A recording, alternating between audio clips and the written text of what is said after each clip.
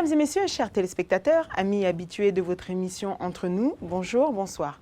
La Sainte Ingrid Kabongo, encore heureuse de vous savoir derrière vos écrans pour un nouveau numéro, un nouveau magazine. Vous êtes bien évidemment sur votre chaîne Congo Web Télévision et merci de votre fidélité. Pour ce faire, aujourd'hui, d'abord, j'aimerais vous souhaiter une bonne Saint-Valentin à tous. J'ai décidé pour ce jour de recevoir un artiste, d'abord pour la première fois qui vient dans mon émission, qui a accepté. Toutes les femmes l'adorent, aussi bien au Congo que dans son pays natal qui est la Côte d'Ivoire. Sans plus tarder, peut-être si je vous dis qu'il s'appelle Ewi Désiré Frédéric, vous me direz qui est-ce? Mais ce n'est tout simplement que l'artiste, la légende, mais ouais. Et oui, effectivement, il est bien dans mon plateau. Sans plus tarder, je m'en vais l'accueillir dans cette émission en lui souhaitant à lui sans doute une bonne Saint-Valentin. Mais oui, bonjour. Bonjour, Ingrid.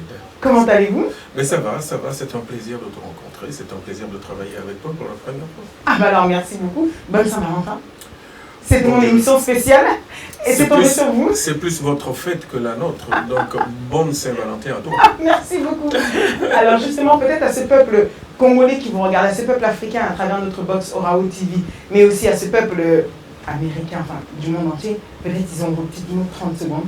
Un petit mot en regardant droit dans la caméra, est-ce que vous êtes content d'être chez nous? Mais je vais m'adresser particulièrement aux femmes. Ingrid est témoin. Bonne Saint-Valentin à vous. Cette fête, c'est pour vous. C'est pour vous réaffirmer notre amour. Pour vous dire encore une fois que notre cœur bat toujours pour vous. Et que ce bisou que je vais vous faire est un bisou fleuri, parfumé et amoureux. Alors les filles, c'est moi qui le reçois pour vous, mais je vous le transmettrai. Mais oui, dans notre première partie, à laquelle vous avez accepté Souvenir, on va revoir avec vous pour toutes les personnes qui vous connaissent, mais qui ne connaissent peut-être pas votre autobiographie, vont l'apprendre chez Ingrid Kabongo. De son vrai nom, Ewi Désiré Frédéric. Né le 17 mars 1962, qui est-il effectivement Désiré Frédéric? Quand je dis qui est-il, où a-t-il grandi? Bien que je donnerai la réponse, il est né en tout cas à Bassam, donc à Abidjan. Grand Bassam, hein, c'est ça? Grand Bassam, j'en suis originaire. D'accord. Mes parents sont de là-bas, mais je suis né à Abidjan. Abidjan, cette ville de la musique, tout comme Kinshasa. Comment avez-vous grandi? Vous êtes le quantième dans votre famille. Parlez-nous un peu. Alors, je suis issu d'une famille de 6 enfants, où il y avait 2 garçons. Je dis il y avait parce que mon frère cadet est décédé. D'accord. Il était dans la musique aussi comme moi. On l'appelait communément Desa XXL.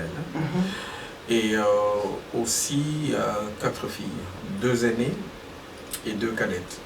Alors les 2 aînées sont toujours à Abidjan, les 2 cadettes vivent aux États-Unis.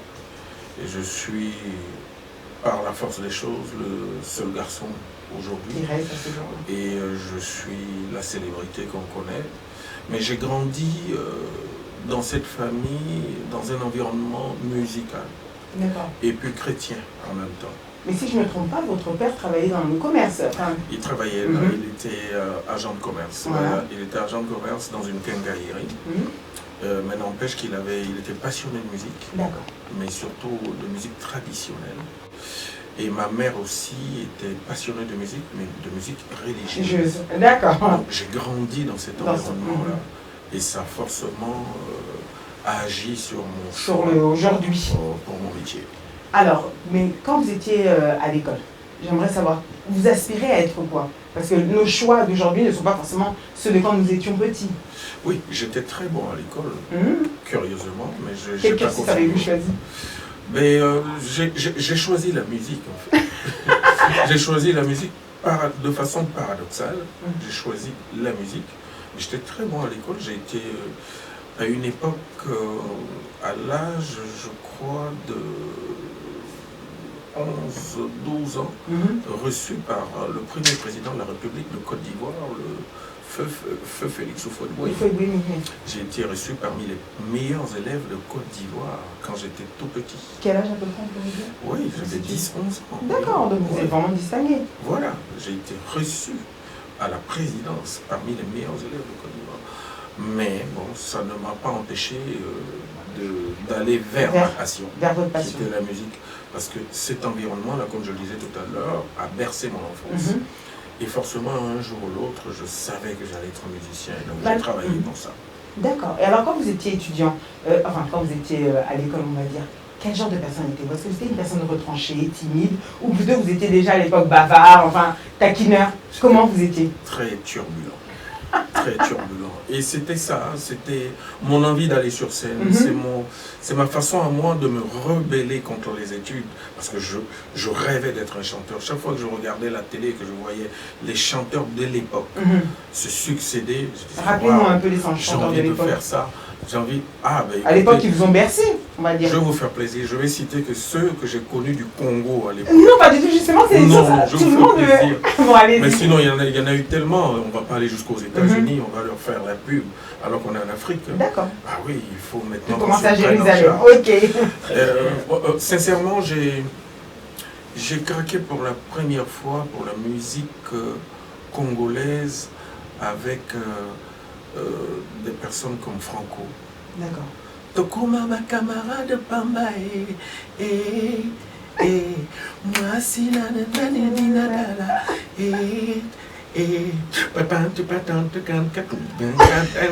j'ai grandi avec ça parce que mon père, fervent adepte de musique, achetait les 33 tours. À l'époque, oui, c'était vrai. Il avait tout ça à la maison, j'écoutais tout ça à la maison, quoi.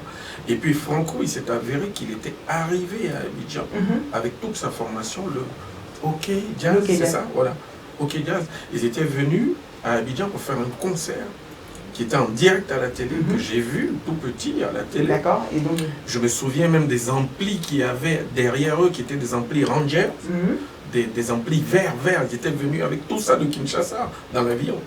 C'était impressionnant, j'ai eu envie de chanter, j'ai vu il y avait un guitariste, non, un chanteur qui s'appelait Ndombe Opeto. Ndombe Opeto. Il y avait... le feu d'ailleurs. Oui, il y avait un autre qui s'appelait Simaro.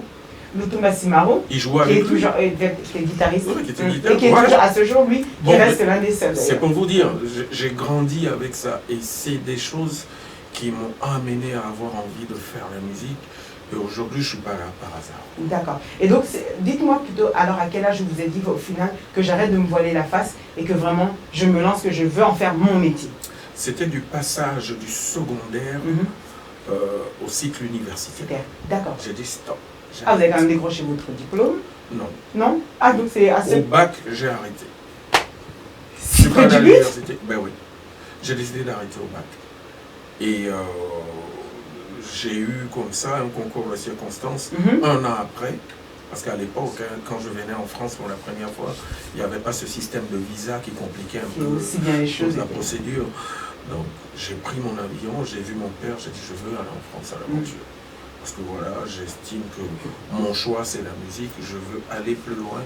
Donc c'est ce pays-là que je veux... Mais l'Afrique, le berceau de la musique, vous n'êtes pas dit que tout commence à Abidjan et peut-être après va s'exporter? J'avais déjà commencé à Abidjan. Déjà quand j'étais au lycée, j'avais monté un groupe au lycée avec mes potes de classe qui s'appelait les Génitaux. On a été numéro 1 en Côte d'Ivoire. On animait les balles de fin d'année. On a été premier à un concours, un télécrochet pour les jeunes à la télévision qui s'appelait Podium. On a été numéro 1 en 81. D'accord. Ah, c'est vrai que ça... Né.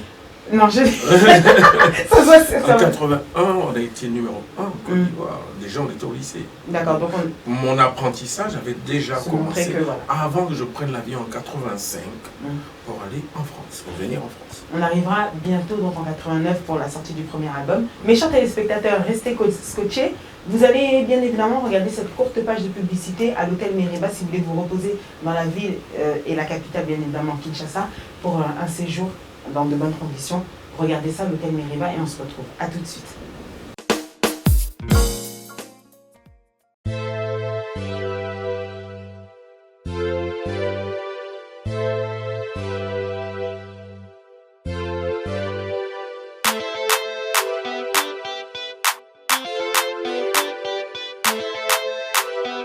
Meriba Hotel, un cadre idéal pour toute catégorie de personnes.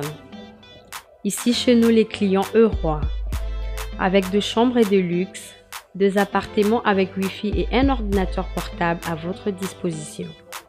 Une salle polyvalente pour vos fêtes, conférences, réunions, etc. avec une climatisation impeccable, une piscine pour vos baignades et vos barbecues. Un service traiteur haut de gamme est à votre disposition pour toutes vos manifestations. Savourez le plat de notre restaurant.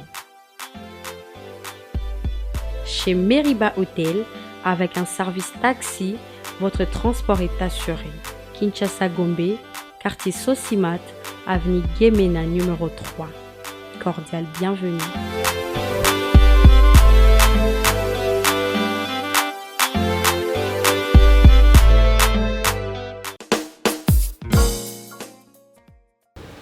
Voilà, merci à toi Marc Jacob, la maison MJ Productions pour ces belles images. J'espère que vous allez bien. Je vous mets à l'aise. Ah oui, oui.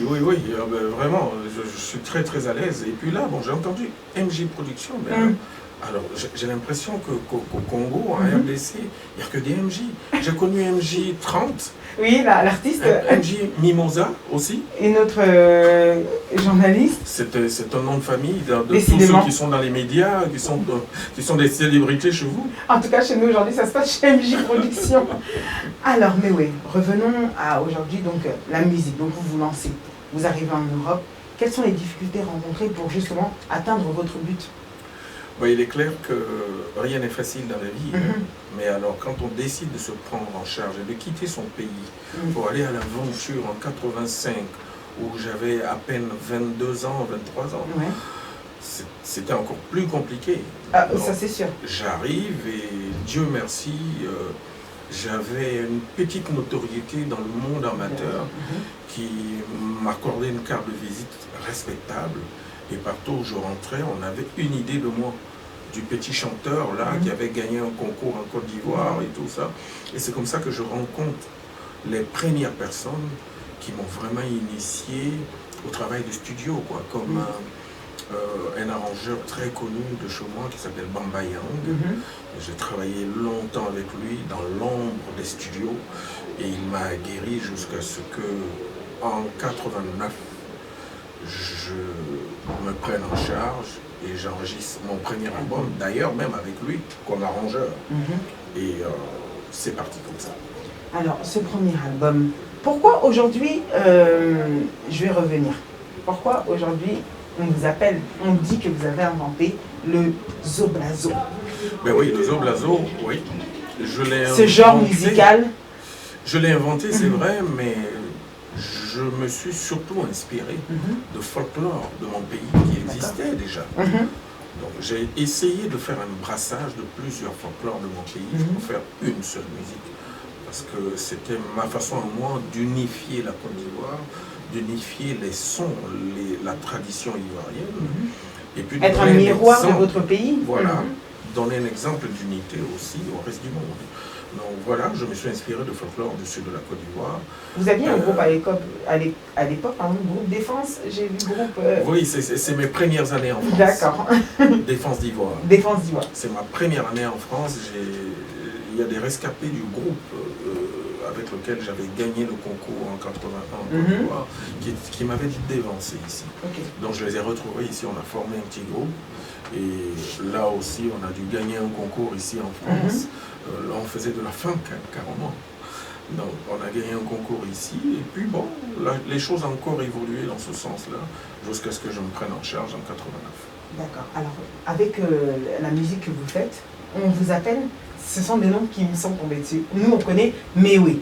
Bon, c'est vrai que je connaissais le dernier des fédérés, mais il y a toute une liste. Awolowo. Après, bon, je vous demanderai l'explication de chacun. Le génie de Poilezo. Oui. J'ai bien dit Poilezo. Oui. Le dernier des fédérés. Oui. Abraham Golgotha. Abraham Golgotha. Oui. Et le 13e apôtre. Le vrai. Ah, il y a le faux. Ben, j'en sais rien. Mais j'ai été le premier. D'accord. Bon, parce qu'il y a l'album de Kofi Olomide qui est sorti, le 13e apôtre que vous devez connaître, un confrère à vous. Alors, il m'adore et je l'adore. C'est l'essentiel. Vous parlez d'union et d'unité en Afrique. Vous avez d'ailleurs à collaborer avec plusieurs artistes, on reviendra sur les collaborations. Pourquoi Awolowo? Awolowo, c'est celui qui enseigne sans savoir. Le guide. Je suis un autodidacte. D'accord. Oui, on m'appelle professeur. Ah, je l'ai oublié dans la liste. Oui, professeur Awolowo. Ah, professeur Awolowo. C'est celui qui enseigne sans savoir. C'est-à-dire, je suis de l'école des autodidactes. Je n'ai pas fait le conservatoire. J'ai appris de façon spontanée comme ça la musique. J'ai plaqué mes premiers accords en prenant une guitare comme ça et puis en travaillant tout seul. Et puis c'est parti. J'ai commencé à jouer de la basse comme ça tout seul. Je me suis assis sur une batterie, j'ai commencé à jouer seul. Et puis c'est parti, j'ai commencé à jouer à la batterie. On ne m'a pas enseigné ça. Donc c'est ça la magie de ce que je suis. Donc vous imaginez quand même, quelque part, vous vous dites que c'était inné. La musique est en vous. Non seulement il y avait la passion, mais j'avais la vocation. La vocation. Abraham Golgotha. Abraham Golgotha, oui, parce que j'estime que c'est à Golgotha, c'est personnel, que tous nos problèmes ont commencé. Le jour où on crucifie celui qui est venu nous sauver, c'est dit, waouh. Alors j'ai retenu Golgotha pour ça. Abraham pour celui qui a accepté de faire le sacrifice, pour son amour, pour prouver à Dieu qu'il aime. Et donc les deux réunis, ça fait forcément un apôtre qui n'a rien à voir avec les autres, qui est le 13e, celui qu'on a oublié, mais le seul apôtre noir. Pourquoi tous les autres sont blancs? Et voilà, je suis l'apôtre noir, le 13e. Et vous venez avec quoi que les autres n'ont pas apporté? L'unité, l'amour vrai, l'amour qui ne m'aurait en aucun cas permis de crucifier celui qui était venu nous sauver. Aujourd'hui, comment qualifierez-vous votre musique? Ou de le trahir, parce qu'il y en a qui m'ont trahi. Trahi, bien évidemment. On les connaît. Qu'avez-vous voulu montrer avec votre musique?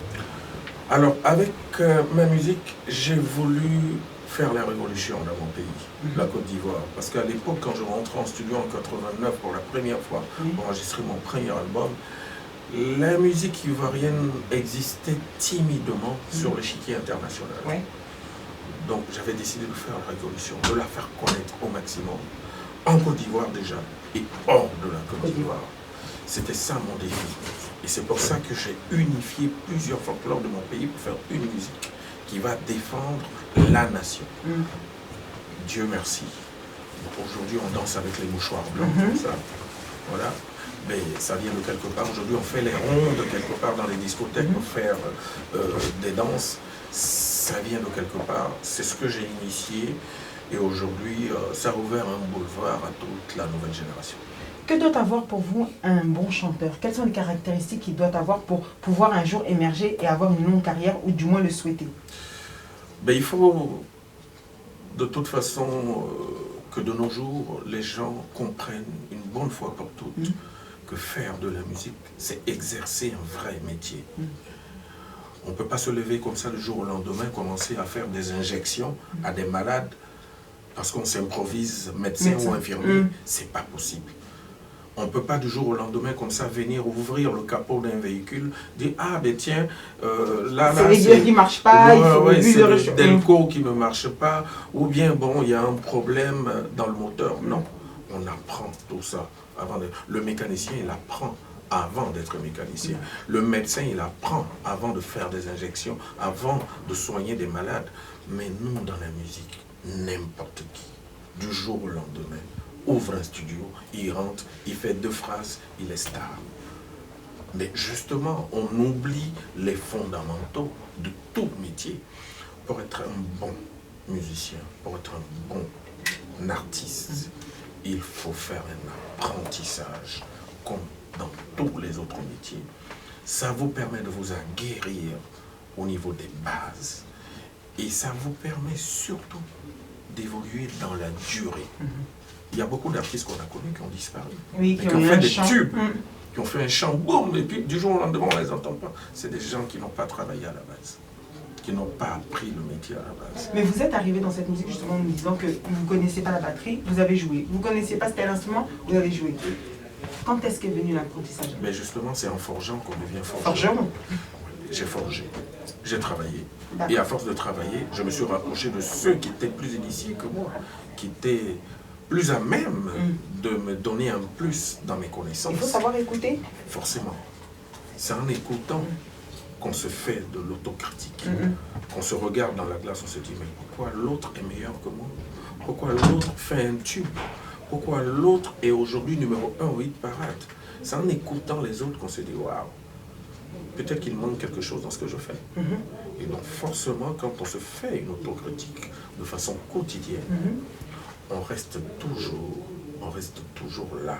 On ne descend jamais. Soit on progresse, mais on ne peut pas chuter. D'accord. C'est ce qui fait que vous êtes toujours Miwé d'aujourd'hui, les mêmes qu'hier d'aujourd'hui. J'aime pas trop parler de moi. C'est pour vous aujourd'hui. Alors si je reviens à Miss Lolo 2001. Oh oh. Alors, c'est un tube planétaire. Il fallait porter un décolleté. Bon, en tout cas, c'est J'aurais pas moi, apprécié. je pense. Ah, d'accord. Aujourd'hui, comme c'est l'émission pour les femmes, que représente la femme pour vous encore Miss Lolo? Je vais faire comme tout le monde. C'est ma mère, c'est ma soeur, c'est ma fille, c'est ma nièce, c'est ma compagne, c'est ma petite amie, c'est ma bien-aimée, c'est celle qui fait battre mon cœur au quotidien, celle pour qui je me fais beau le matin, celle pour qui j'ai surtout envie de chanter, parce que j'ai souvent estimé que les femmes étaient souvent victimes d'injustice dans nos écrits. Chaque fois qu'un artiste, la plupart du temps, à 60-70%, chaque fois qu'un artiste prend une plume pour écrire une chanson, c'est pour chosifier la femme. D'accord. Elle a le ndombolo, elle a les trucs, elle est comme ça, j'ai envie de coucher avec elle, j'ai envie de la voir. Et vous, dans vous ma n'aimez pas vie. la chosifier? Mais moi, je la chosifie pas, parce qu'on va croire que c'est le cas avec une chanson comme Miss C'est Lolo. Lolo. Mais qu'est-ce que je dis dans Miss Lolo? Je décomplexe la femme en chair dans Miss Lolo, et c'est ce que je dis. Bengo bono bekone mo ulenani emakunde angwa minglo alewana auraba emakunde onani adu fodie onyo fou bébé. Mais quand je dis ça, C'est là qui veut dire, oui. je dis qu'on ne va pas à la chasse pour le chasseur, pour chasser les os. On va à la chasse pour chasser la chair. Quand on tue un animal, c'est pour manger la chair. C'est pas pour sucer les os. Les os viennent après. Mais alors, pourquoi quand on voit une femme rondelette, en forme, avec le ndombolo, avec le moutou, avec les lolos, on veut toujours la marginaliser? C'était ça à l'époque, avant 2001, avant que j'enregistre le titre. Toutes les femmes voulaient être minces. Toutes les femmes voulaient être minces. Parce qu'on nous présente Miss Congo, elle est comme ça. On nous présente Miss Côte d'Ivoire, elle est comme ça. Mais est-ce que ce sont les valeurs de la femme africaine? La femme africaine n'est pas comme ça. Donc j'ai amené mes concitoyens africains à revoir les choses et à remettre au goût du jour la vraie femme africaine. Aujourd'hui, je suis très heureux de voir les femmes se décomplexer, surtout les rondelettes. Et vous vous dites quelque part que... Quand je vois Ingrid assise là, en pantalon, je me dis, il y a 20 ans en arrière, elle aurait porté un boubou pour masquer ses rondeurs, parce qu'elle serait complexée. Mais aujourd'hui, elle est décomplexée. J'ai gagné mon combat. Et vous pensez que vous faites donc partie de ces personnes qui ont apporté aussi ce message et dont la femme africaine s'est retrouvée au final? Mais, la preuve. La preuve. Est-ce que vous vous attendiez à un tel succès de cette chanson à l'époque où vous l'avez enregistrée? Je suis un homme de défis. Et quand on se lance dans des défis, on peut accepter de perdre. Mais on peut aussi gagner. Et je pense que j'ai gagné. J'ai gagné parce que la preuve, cet album, je l'ai enregistré en 2000. Il est sorti en 2001. 2001. Donc ça fait 17 ans. On en parle encore aujourd'hui. Ça reste l'un de vos meilleurs succès d'ailleurs. Je pense, avec l'autre titre là. On a gagné, blazo, blazo. Mais celui-là il date de plus... Il était bien avant, en 91. Bien en 92. 92. En 91 exactement. Vous voyez? Quelle mémoire. 91, oui. C'est-à-dire 10 ans après. 10 ans après. Le défi, donc vous dites un défi remporté. On avance. Et alors justement aujourd'hui, qu'est-ce qu'on doit retenir par exemple de la musique africaine? Qu'est-ce que vous voulez faire véhiculer peut-être aujourd'hui, 17 ans après? Les générations ont changé, on a de nouveaux artistes. mais il y avait Alpha Blondy, donc à l'époque on comptait 2 artistes qui se distinguaient, on va dire, ivoiriens, qui ont fait un succès, on va dire, planétaire. Mais aujourd'hui, il y a une nouvelle arrivée, une nouvelle vague. Comment le vivez-vous? J'en suis très heureux parce que ça veut dire qu'à quelque part, on n'a pas prêché dans le désert. C'est-à-dire qu'il y a des personnes, il y a des enfants, nos enfants, qui en nous voyant à la télé, ont eu envie de faire aussi ce métier. Ça veut dire qu'on a entraîné des vagues, on a ouvert la porte à une nouvelle génération. Et c'est une victoire pour nous, mais c'est aussi une victoire pour eux. Est-ce que ces jeunes vous reconnaissent comme étant leur idole, comme étant les personnes qui vous ont emmené? Par exemple, si je donne un exemple, je ne sais pas, peut-être vous les connaissez, Serge Beno. Est-ce que ces gens-là, aujourd'hui, quand ils vous voient, il y a toujours ce respect-là? Il faut leur poser la question. Est-ce que vous ressentez ce respect-là? Ah, ça... Ça, c'est vous qui ressentez. Ah, ils m'appellent toujours le vieux.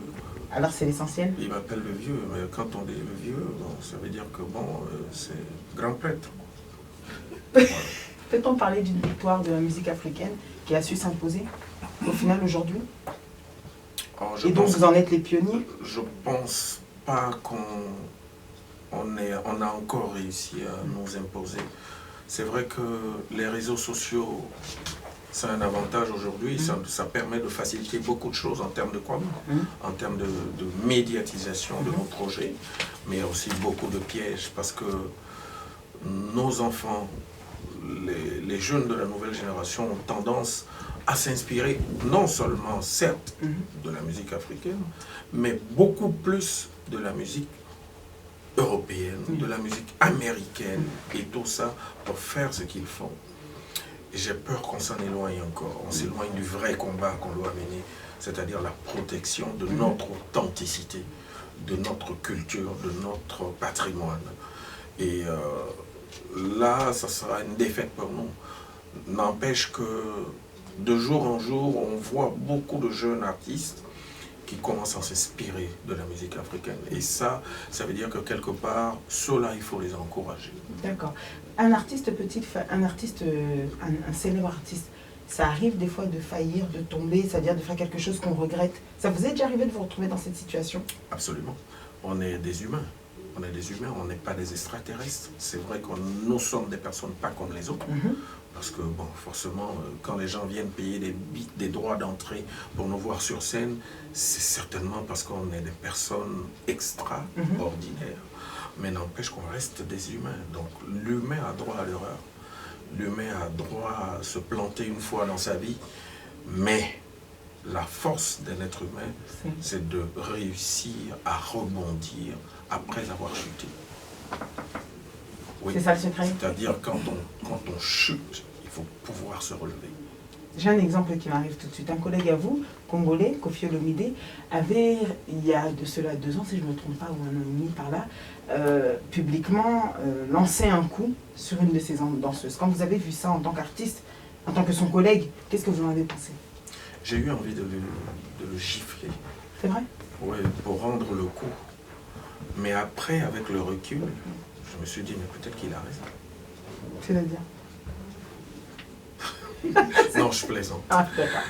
La réalité, c'est quoi? C'est que cette image a fait couler beaucoup d'encre. Mais est-ce qu'on l'a bien analysé? Moi, quand je regarde le coup de pied qu'il lance, je remarque qu'il ne la touche même pas. Oui, c'est même... Alors, pour un coup de pied raté, s'il faut faire autant de bruit sur quelqu'un, mais c'est grave. Le jour où on va voir quelqu'un et on en voit le plus souvent, on voit beaucoup de personnes mais comme vous l'avez dit, qui vous touchent. êtes extraordinaire, c'est-à-dire vous n'êtes pas ordinaire. Oui, mais alors, on reste des humains. On peut avoir des réactions spontanées. Et cette réaction spontanée est une réaction humaine, qu'il a forcément regrettée après. Je ne cherche pas à l'excuser, mais je pense qu'aujourd'hui, en général, quand on fait du bruit sur Mopao, c'est parce qu'on veut s'en servir comme bouc émissaire. Combien d'artistes qui n'ont pas donné des coups à leur danseuse? Moi, j'ai fait un enfant même avec une danseuse. C'est un coup. Parce que je ne l'ai pas épousée. Ouais. J'ai fait juste un enfant et puis j'ai continué mon chemin. Pourquoi je l'ai pas épousé? On ne peut pas faire un enfant et puis abandonner une personne. Non. Mais est-ce qu'on a fait autant de bruit sur moi? J'ai reconnu mon enfant. J'ai continué à travailler. Combien avec sont ces ceux qui filles. ne reconnaissent pas? C'est voilà. ça le problème. Ben voilà. Donc je pense que c'est un bouc émissaire. C'est quelqu'un sur qui on veut toujours rejeter la faute des autres. Mais est-il important d'avoir des réalité... bonnes relations entre collègues, autant au niveau ivoirien, Alpha Blondy, enfin tous ces artistes, ou encore Koffi Olomide, toutes ces personnes que vous avez côtoyées, les personnes avec qui vous avez Alpha travaillé? Blondy, c'est mon grand frère. Oui, bien sûr. Respect. Moi, le droit d'aînesse est très important pour moi. C'est quelqu'un que j'ai toujours cité en exemple, parce que c'est nos devanciers. Bien que ce soit de la reggae qu'il fasse, et vu du... Il fait du reggae, c'est vrai, mais bon, n'empêche que moi aussi, j'ai aimé le reggae avant de faire ce que je fais. Donc forcément, c'est quelqu'un que je respecte beaucoup, c'est quelqu'un que j'écoute beaucoup, avec qui je converse beaucoup. Maintenant au Congo, c'est Mopao, tout le monde le sait. C'est l'un des premiers artistes avec lequel j'ai travaillé. J'ai fait un duo, par exemple. J'avais travaillé avec un autre Congolais, mais de Brazza, Orlus Mabélé. Je suis un peu peiné pour lui parce que bon, il est très mal en point actuellement. Bon, il ne peut plus chanter comme avant. Ça me peine beaucoup pour quelqu'un qui avait autant d'énergie sur scène. Mais Mopao, c'est quelqu'un que je respecte beaucoup parce que on peut dire de lui qu'il parle beaucoup. On peut dire de lui qu'il est tout le temps en train de faire le buzz. Mais on ne peut pas contester le travail de ce grand monsieur. Et chaque fois qu'il fait quelque chose, c'est une chose de qualité.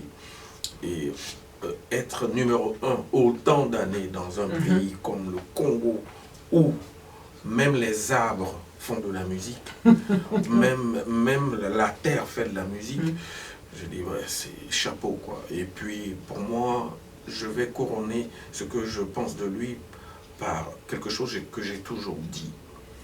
Voilà quelqu'un qui, en l'espace d'un an, a rempli l'Olympia, a rempli le Zénith et Bercy. Aucun artiste n'a fait mieux que lui. Aucun. Donc, vous étiez invité à l'Olympia. À l'Olympia. J'ai beaucoup de respect pour mon paro pour ça, parce que c'est pas que du blablabla. Ok, en tout cas, le mot est lancé. Mais oui, on doit retenir une date, c'est le 17 février, la nuit de la solidarité, au Doc Eiffel de Paris, que vous connaissez si bien, non loin. Parlez-nous un peu de ce concert. Bon, on a pris l'habitude de faire un concert par an à Paris, au moins. Et cette année, on commence par le Doc Eiffel, qui est une salle de 2500 places, il faut la remplir.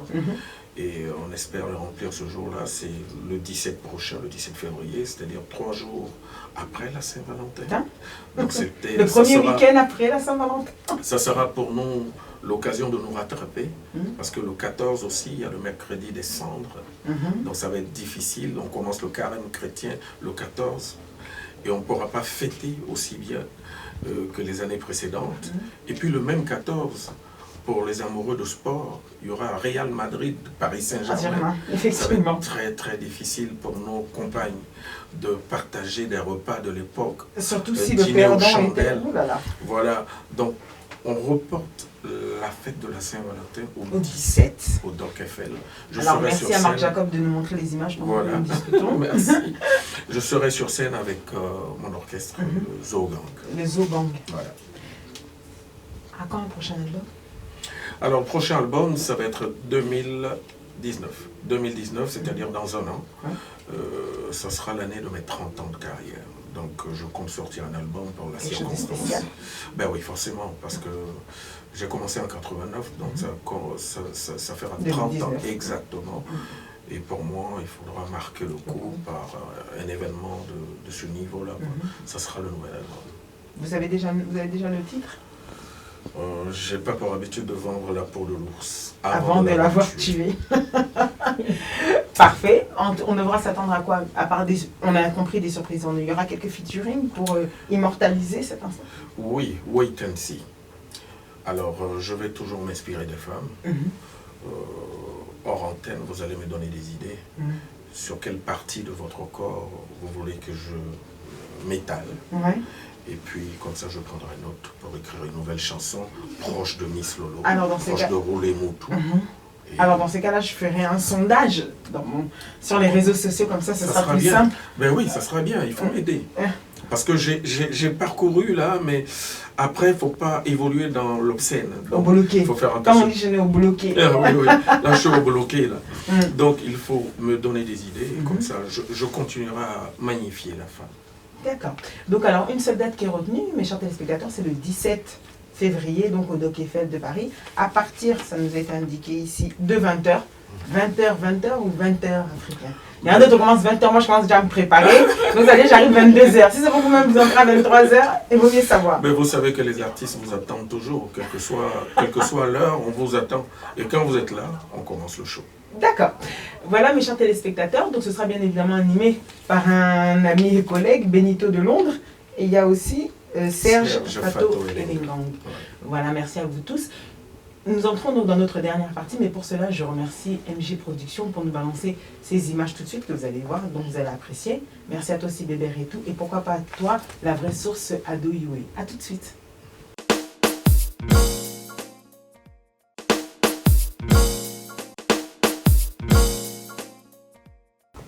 Merci à vous, mes chers téléspectateurs. Et vous voyez ces images, je ne saurais comment remercier Marc Jacob. Mais oui. La dernière partie, la partie entre nous. Alors dans cette partie, les gens veulent plus savoir finalement quand tu es en studio, qu'est-ce que tu nous prépares, ça tu nous l'as déjà dit. Que fais-tu de ton temps libre? C'est-à-dire vraiment quand tu n'es pas en composition, quand tu n'es pas en voyage, qu'est-ce que tu aimes faire? Je me repose beaucoup. Je dors beaucoup. Ok. Parce que quand je suis éveillé, je dépense un peu trop d'énergie, je pense. Donc le repos est très important pour moi. N'empêche que dans mes temps de repos, je profite aussi pour soigner ma santé et en faisant un peu de sport, en suivant beaucoup le sport également et puis en m'occupant de ma famille. Vous aimez quel sport particulièrement? Le football. Oui. Alors, je vais poser la question. En France, quelle équipe? À l'international? Je suis Marseillais. Je suis Marseillais en France. À l'international? À l'international, je suis les éléphants de Côte d'Ivoire. Et puis au Congo, je suis le tout-puissant Mazembe. Oh là là, bon. De Lumumbashi. Bien sûr, évidemment. Alors, quand vous nous dites... De Moïse Katumbi. Je ne fais pas de politique, je fais du sport. Bien sûr, il n'y a pas de souci. Ouais. La province du Katanga vous dit merci. Oui. Alors dites-moi, les éléphants, quel était votre joueur préféré? Ou quel est votre joueur préféré? De quelle époque? Ben justement, moi vous me dites celui qui a retenu votre attention. Je pense que, bon, il est déjà parti, c'était Laurent Pokou. C'était la première star du football ivoirien de l'époque. Et il nous a quittés il y a un peu plus d'un an. Maintenant, celui qui est passé après lui, c'est Didier Drogba, forcément, qui est pour moi l'icône actuelle du football ivoirien en activité. Est-ce que pour vous, quand vous avez appris ce standard qui vous est tous tombé un peu dessus avec Eboué, qu'en avez-vous pensé au final? Est-il réellement possible de passer à la grandeur et de tomber? Ben, il est clair que j'ai été très très affecté par ça. Oui. Mais vous savez, en général, on a toujours une part de responsabilité dans ces échecs. Et il faut qu'il se fasse son autocritique. Parce que si tout ça lui est arrivé, c'est certainement parce qu'il l'a permis. Je ne cherche pas à lui faire porter le chapeau, n'empêche que ça doit lui servir de leçon pour ne plus jamais remettre les pieds dans la même erreur. Ok. Une qualité avec laquelle vous vous connaissez? Très sincère. Je suis quelqu'un à mesure de dire vous êtes laide. Mais ce n'est pas le cas, vous êtes très belle. Merci. Décidément. Et un défaut? C'est mon trop plein de sincérité. Oh, ça vous cherchez un défaut facile? Ben oui, c'est mon trop plein de sincérité. En vous disant que vous êtes laide, je peux prendre une claque. Ouais. Ouais. Et ça, c'est un défaut. Donc vous vous enjeu... Bon, c'est quand même assez dangereux, hein, parce que à dire trop oui, la vérité... C'est pas la personne qui est en face de vous. C'est ça. Je peux vous dire, ben, vous êtes con, vous êtes bête. Et, et puis c'est fini. Voilà. Colérique. Vous avez fait... Oui, je peux m'emporter très très facilement parce que je suis quelqu'un... comme je le disais, très sincère. Donc, quand je n'apprécie pas, je peux facilement aller au point. Qu'est-ce que vous détestez le plus dans la vie? le manque de sincérité. Ah, on va tourner autour de ça. Parce que la personne qui est en face de toi en train de rigoler, dès que tu tournes le dos, tu te dis, oh, putain, c'est un con ce gars. Putain, je déteste. Donc ça tombe un peu dans l'hypocrisie. Oui, c'est pour ça. C'est pour ça qu'on a des guerres un peu partout. Parce que je ne peux pas comprendre qu'on décide, par exemple, ensemble, de dire, ah tiens, le président de la République, il ne fait pas bien son boulot. Il ne fait pas bien son boulot. Il faut qu'on critique ça. Du jour au lendemain, on vient chez moi, on commence à me tabasser. Mais celui à qui j'ai dit ça, c'est lui qui allait me vendre. C'est ça. C'est lui qui allait dire que j'ai critiqué le président. Parce que du jour au lendemain, je ne veux pas comprendre que j'arrive au boulot, on me dit, monsieur, vous êtes viré. Pourquoi? Non, parce que non, on a décidé de vous virer. On ne vous donne pas d'explication. Parce que vous avez juste levé le ton pour critiquer l'exécutif d'un pays. C'est le manque de sincérité, ça. Et ça, quand vous avez quelqu'un en face de vous, qui rigole avec vous, qui prend des informations pour aller vous mettre le couteau dans le dos, c'est mesquin, c'est trop dangereux. Ça. Donc c'est ce que vous détestez. Père de famille, bien évidemment. Combien d'enfants? J'ai fait 11 seulement. Je pense que pour un Africain, c'est une bonne moyenne. Ah, ça, oui. Ah, ça, oui. Ouais. 11 enfants. Mon père a fait plus. Hein. Ah, je dirais pas de feu taboulé. Oui, non, non. De feu franco. Depuis, c'est vrai que bon, dans votre Donc, milieu artistique, oui, 11, du coup, ça devient faible. Ouais. Oui. En plus, pour un amoureux du foot, j'ai fait un super score. Quoi. Oui, parce que quand on fait 11... Mais c'est 22 les Ah non, non, non. 11 sur le terrain. 11 sur mais il le en faut terrain. 22 parce que vos 11, non, vous les non, obligez à rester. J'ai jamais voulu que l'un de mes enfants soit remplacé. Excellent. Non, non, non, non. Tous mes enfants doivent être titulaires. Ok. C'est-à-dire s'il y a un qui se blesse, on joue à 10 contre 11. Et vous comportez comment avec vos enfants? Est-ce que vous êtes Je suis très intransigeant. Je suis très intransigeant. Je suis quelqu'un de très dur pour les résultats que j'attends de mes enfants dans leurs études et dans leur vie au quotidien. Mais n'empêche que quand j'ai ces résultats-là, je suis forcément gâteau. J'attends de toi que tu sois premier de ta classe. Si tu es premier de ta classe, si tu me demandes un iPhone dernier cri, je suis obligé de l'acheter, hein, même s'il faut l'acheter à crédit. Parce que tu m'as... Parce que, oui. Au final, oui, elle a donné ce que vous attendiez. Si j'avais une baguette magique là, tout de suite, et que je vous la donne, je vous dis, mais oui, faites-en ce que vous voulez. Quelle est la chose que vous changerez? Je changerai la politique dans nos pays. L'Afrique générale? En général. Particulièrement en Afrique, parce que c'est ce qui nous concerne. On est derrière les autres, pas parce qu'on est plus con qu'eux, pas parce qu'on n'est pas plus riche qu'eux. Non, au contraire, nos terres sont fertiles. Mais pourquoi on est derrière les autres? C'est forcément parce que quelque part la politique a vraiment bousillé nos vies. Et depuis qu'on a installé la politique dans nos vies, tout va dans tous les sens. J'aurais, avec ma baguette magique, installé le peuple au pouvoir et le pouvoir dans le peuple.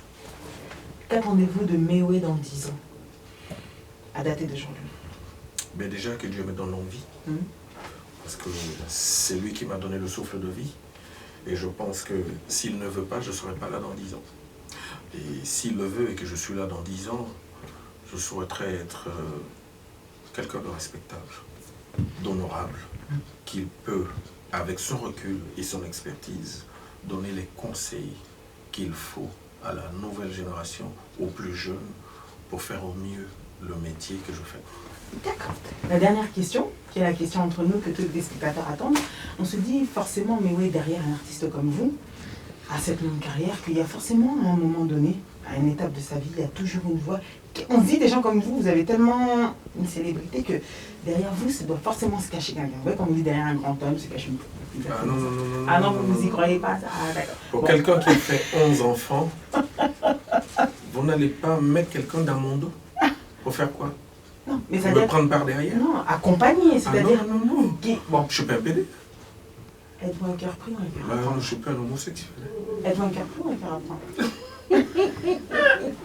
Non, je taquine, mais bon, il y a des réflexions souvent qui bon, non, non, quelqu'un derrière moi. Je vous ai expliqué tout ce qui s'est passé dans ma vie, tout jeune jusqu'à ce jour. Je suis quelqu'un qui a voulu se prendre en charge très tôt. J'ai jamais cherché de producteur. J'ai voulu être mon propre producteur et je le suis depuis le début de ma carrière. Personne ne m'a produit. Chaque fois qu'on a dû investir sur moi, c'est parce que je l'ai permis. Mais j'ai monté ma carrière seul. Donc aujourd'hui, ne croyez pas qu'il y a quelqu'un derrière moi. Dans le derrière vous, c'est-à-dire une voix qui rassure, une voix qui dit non, ça ira demain. C'était ça, c'était ce truc-là derrière. Mais bon, j'ai toujours dit, depuis le début de l'interview, j'arrête pas de dire que je suis chrétien. Je crois à un être suprême, je crois à quelqu'un qui pose l'onction sur nous et qui est un peu notre guide. Je crois en Dieu. Donc j'estime que s'il y a quelqu'un dans l'ombre dans ma vie, c'est que lui. Oui. Le reste est accessoire. Alors je repose ma question pour que vous puissiez répondre. Êtes-vous un cœur pris ou un cœur à prendre? Les deux. Les deux, pourquoi? Parce que je suis pris. Mais pour que celle qui a eu le pouvoir me garde, il faut qu'elle continue à se battre. Bien sûr. Il faut qu'elle continue à se battre. Le jour où elle croise les bras, elle peut perdre le pouvoir. D'accord. Donc, et il faut qu'elle continue à se battre. Ah, ça, c'est un message que vous lui lancez. Quand elle verra ça. À toutes les femmes, pas qu'à elle seule. À C'est toutes bien, les ça femmes. Il faut que toute femme sur cette terre estime qu'elle est en compétition avec les autres.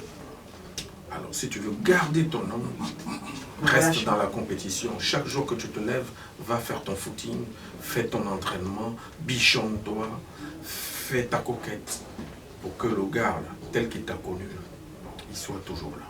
Ok. Message aujourd'hui qui tombe bien avec la Saint-Valentin. Nous arrivons au terme de cette émission, mais oui, est-ce que vous aurez un dernier mot à dire à toutes les personnes qui vous regardent? J'ai été très heureux de partager ce temps d'antenne avec Ingrid Kabongo. Moi de même. J'ai été très heureux aussi de partager ce temps d'antenne avec vos fidèles téléspectateurs de tout le monde entier, mais particulièrement de la RDC. Et ce sera vraiment avec plaisir que je retrouverai Kinshasa, qui me manque beaucoup. Parce que la dernière fois que j'y suis allé, ça remonte à un peu plus de 2 ans, 3 ans. C'est pas en 2014, si je me trompe pas, fin 2014. Voilà, ça commence à dater. Donc, ça me manque beaucoup. Le Pundu, le Sosoya Kotumba. J'ai envie de manger ça encore. Donc, de grâce, les organisateurs de spectacles qui nous écoutaient là, n'oubliez pas qu'il y a un artiste en Côte d'Ivoire qui est celui qui aime le plus le Congo que quiconque, c'est moi. Donc faites-moi venir encore pour vous égayer. Coucou à l'honorable Serge Kayembe que j'aime beaucoup. C'est lui qui est le tenant du titre, c'est lui qui m'a fait venir plusieurs fois là-bas. Merci Serge, merci honorable. Bon, j'en viens aussi à mon ami, alors de tous les temps, Willy Kayembe, pourquoi pas à toi. J'aimerais demander à la régie, Marc Jacob, est-ce que vous pourrez s'il vous plaît, nous faire transférer l'apport qu'on a? C'est un cadeau que mon sponsor vous offre. Oh, donc, Trésor Loa, le joueur de foot, qui a sa marque, bien évidemment, que vous connaissez si bien. Alors, il a dit de ne pas manquer et d'offrir ça à Méo. Oh, merci beaucoup. Merci, Trésor. Luxury Life. Tu es un trésor. Merci beaucoup. Oui, tu es un trésor. Merci. Voilà, donc c'était votre émission, bien évidemment, Entre nous, qui va s'achever ici aujourd'hui. Remerciements vont directement à mon président Gabriel Chabani-Record, à DG Gilbert Miladi. Vous êtes bien évidemment sur les deux promos diffusés chaque samedi à 22h et la rediffusion le mercredi à 9h. Merci de nous avoir suivis. Alors Marc Jacob, pour ces belles images, MG Productions, merci à toi. Et puis à toutes les personnes qui étaient présentes avec nous. Pourquoi pas à toi, je te resalue encore, le producteur de tous les temps. Ça fait déjà 11 ans. Bébert et tout. Et merci à toi aussi, pourquoi pas toi mon ami. Et comme c'était mon anniversaire, à Doyoué, merci pour ce que tu as fait. N'oubliez pas que tout ce qui s'est dit ici, avec Méoué et la Sainte Ingrid Kabongo restera entre nous. Entre nous. Ciao, ciao. Entre nous. Au revoir. Merci encore, Trésor. Coucou à Nathalie Makoma. Merci.